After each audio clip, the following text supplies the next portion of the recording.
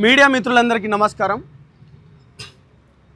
రెండు తెలుగు రాష్ట్రాల్లో పెను సంచలనం సృష్టిస్తున్న మైక్రో ఫైనాన్స్ బాధితుల గురించి మొదటి నుంచి గత 20 రోజుల నుంచి ఏ విధంగా పోరాడుతున్నామో మీ అందరికీ తెలిసిన విషయమే.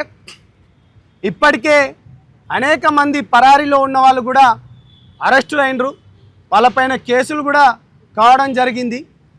బాధితులకు సత్వర న్యాయం చేయాలనే ఒకే ఒక ఉద్దేశంతో ఇంకా దీనికి ఎందుకంటే ఇప్పటికే 9 మంది దాకా చనిపోయి ఒక 4 హాస్పిటలైజ్డ్ అయినరు, ఇప్పటికే పాయిజన్ తీసుకున్నారు.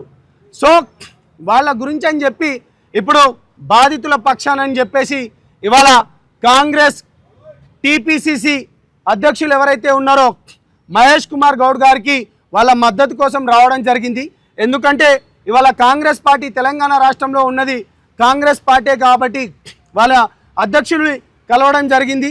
అదేవిధంగా బీజేపీ వాళ్ళకు కూడా మేము కాల్ చేశాం, అదేవిధంగా టీఆర్ఎస్ వాళ్ళకు కూడా బాధితుల పక్షాన నిలబడాలనుకున్నాం.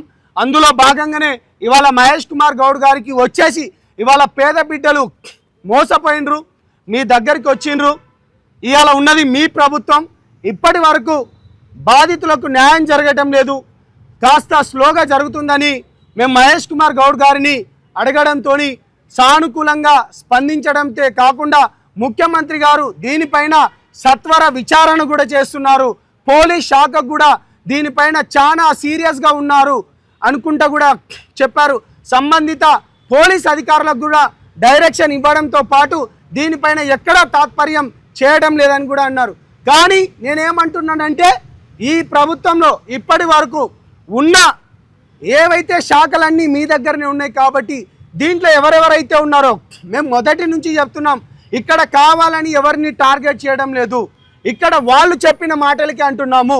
చాలా క్లియర్గా మంగ్లీ గారి విషయం కావచ్చు, హిమాకాంత్ రెడ్డి విషయం కావచ్చు, లేకపోతే శివ చౌహాన్ విషయం కావచ్చు, లేకపోతే ఎవరైతే బాధితుడు భరత్ చౌహాన్ కావచ్చు, లేకపోతే ఆమీర్ పటేల్, అభిషేక్ అనేటోడు. నేను ఈ మీడియా ముఖంగా నేను ఇప్పటికీ టీఆర్ఎస్ గవర్నమెంట్ గారికి టీఆర్ఎస్ నాయకులకు ఎవరైతే కేటీఆర్ అన్న గారికి కూడా నేను ఒక 2 క్వశ్చన్లు వేయాలనుకుంటున్నాను. నేను ఈ తెలంగాణ బిడ్డ కావచ్చు, లేకపోతే ఒక గిరిజన బిడ్డ కావచ్చు, పేదల పక్షాన కొట్లాడే విధంగా ఇప్పటికీ అభిషేక్ అనేవాడు కూడా ఎవడైతే ఉన్నాడో సుమన్ టీవీ రోషన్ వాళ్ళతో కూడా మేము మాట్లాడించడం జరిగింది. అభిషేక్ అనే వ్యక్తి కూడా టీఆర్ఎస్ పార్టీకి సంబంధించిన వ్యక్తి, బాలాజీ అనేటైన కూడా టీఆర్ఎస్కి సంబంధించిన వ్యక్తి, అదేవిధంగా మధు కూడా వీళ్ళందరూ టీఆర్ఎస్ పార్టీ నుంచి పోటీ చేద్దామని వాళ్ళు కూడా టీఆర్ఎస్ పార్టీకి సంబంధించిన వ్యక్తి. నేను ఒక ఇంటర్వ్యూలో ఒక వ్యక్తితో మాట్లాడించేటప్పుడు కేటీఆర్ గారు కూడా అన్నారట, పూర్తి సమాచారం నేను తెప్పించుకుంటా అని కూడా చెప్పినట.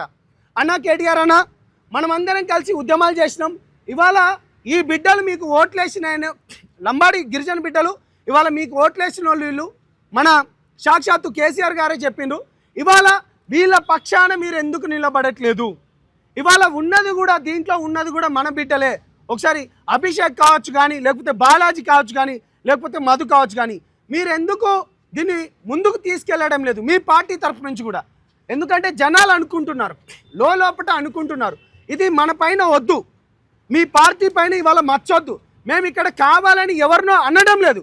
ఇవాళ బాధితులు ఎవరైతే ఉన్నారో బాధితులు చాలా క్లియర్గా ఆ అభిషేక్ అనే అబ్బాయిది చూడండి, బాలాజీ దగ్గర కావచ్చు, మధు దగ్గర కావచ్చు.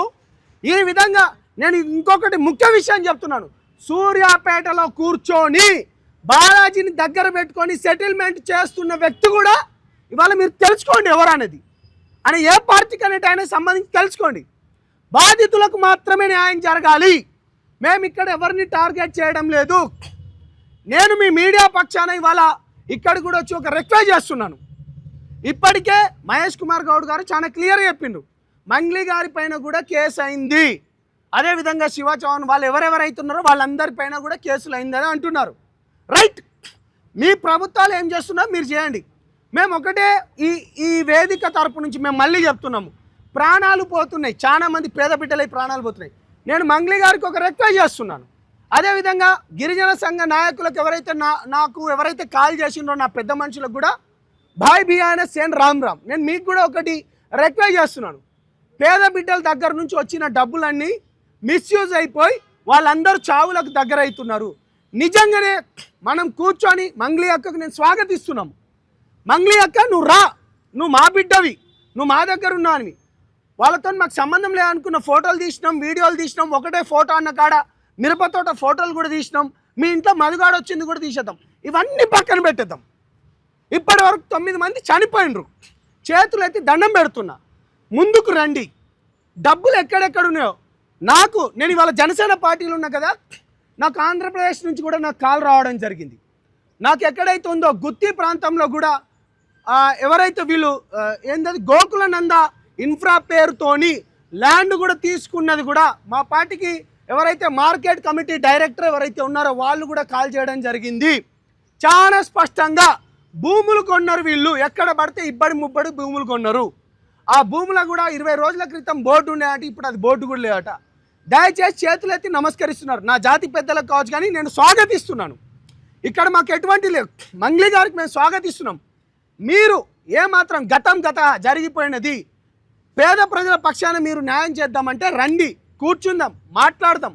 జరిగింది ఏదో జరిగిపోయింది, వీళ్ళకి న్యాయం జరగడానికి మేము ముందుంటామని మీరు వస్తే మీతో కలిసి మనం ముందుకు నడతాం. వీళ్ళకి సత్వర న్యాయం జరగాలని కోరుకుంటున్నానండి. అదేవిధంగా కిషన్ రెడ్డి గారిని కూడా ఒక 2 రోజులలో కలవబోతున్నాం. కిషన్ రెడ్డి గారితో కూడా మేము తీసుకున్నాము, ఒక అపాయింట్మెంట్ కూడా తీసుకున్నాము. దాని తర్వాత బీజేపీ పార్టీ అధ్యక్షులు ఎవరైతే ఉన్నారో తెలంగాణ రాష్ట్ర అధ్యక్షులు రామచందర్ అన్నగారికి కూడా కాల్ చేయడం జరిగింది. 10వ తారీఖు తర్వాత ఎక్కడైతే మోడీ గారి సభ తర్వాత కలుస్తా అని కూడా అన్న మాట ఇచ్చిండు. డెఫినెట్గా చెప్తున్నాం.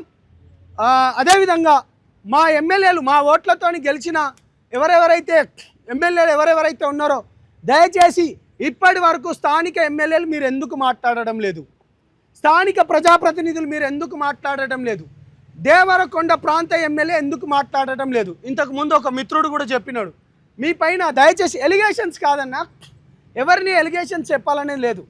నేను ఈ ప్రాంత బిడ్డలు నాకు సంబంధించిన వాళ్ళు కూడా కాదు, వీళ్ళందరూ దేవరకొండ నుంచి, వీళ్ళెవరో కూడా నాకు తెలియదు.